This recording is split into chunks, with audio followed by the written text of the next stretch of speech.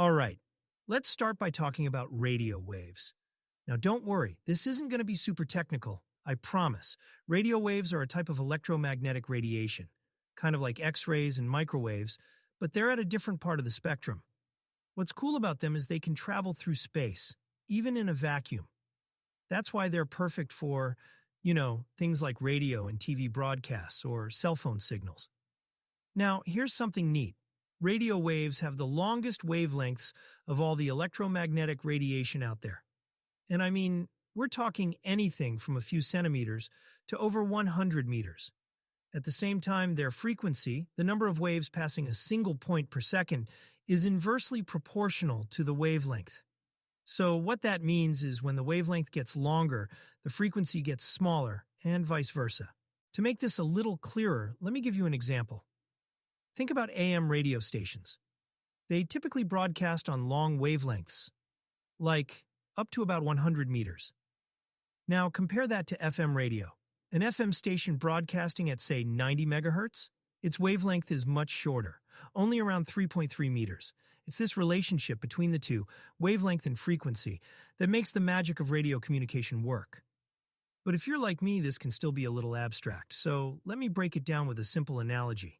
Imagine a water wave on a pond. The length between two wave crests? That's like the wavelength. And how many of those crests pass a single spot in a second? That's the frequency.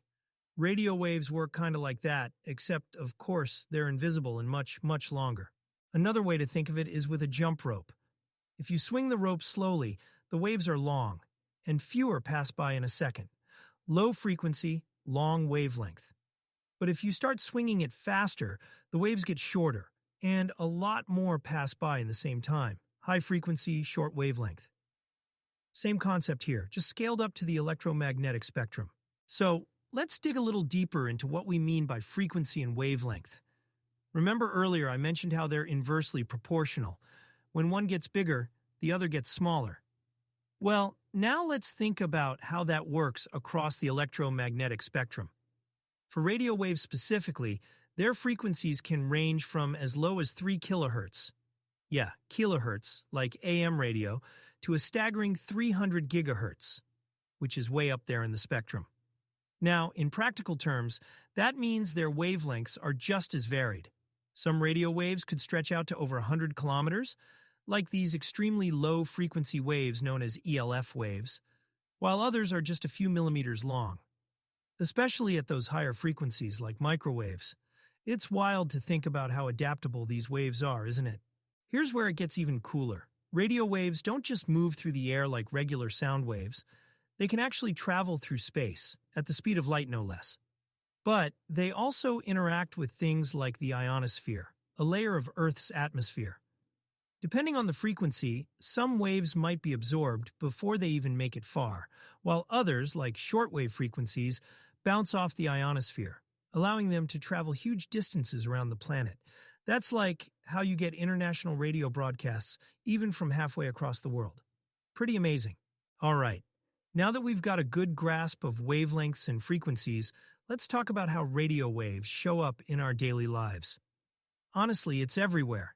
I mean, take something as simple as tuning into your favorite FM radio station on the way to school or work. Those stations, like one broadcasting at 90 megahertz, send out radio waves that have a wavelength of about 3.3 meters. And why this frequency is so great?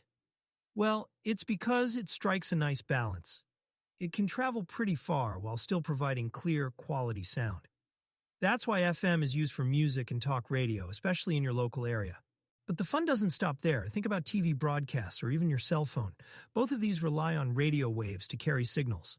When you're watching TV, for instance, radio waves are transporting that image and sound from the station to your screen, right through the air. And our phones? They're like little radios themselves, constantly sending and receiving signals to keep us connected. Honestly, without radio waves, so much of what we depend on today just wouldn't function. Oh, and here's another cool example. Microwaves. Not the kind you zap your leftovers with. Well, actually, yes, those too. But I mean microwaves as a specific type of radio wave. They occupy a frequency range higher than FM radio, usually between 1 and 30 gigahertz, and they're a key part of technologies like mobile phones and satellite communication. Even that GPS system which helps you find the nearest taco truck? Yeah, that's all thanks to finely tuned microwaves bouncing between satellites in your receiver. Talk about versatile, right? So, from keeping you entertained with music to guiding your road trips and heating up your coffee, radio waves kind of have their fingerprints, well, figuratively, on all of it. They're a vital, invisible thread, weaving together so much of what we take for granted in modern life. And with that, we've covered the basics of how radio waves operate and how they're used in day-to-day life. Hopefully, you've learned a thing or two, and maybe even feel a bit of that wonder about how this invisible force shapes our world. Thanks for joining me on this journey through the electromagnetic spectrum. On that note, I'll catch you next time. Take care and stay curious.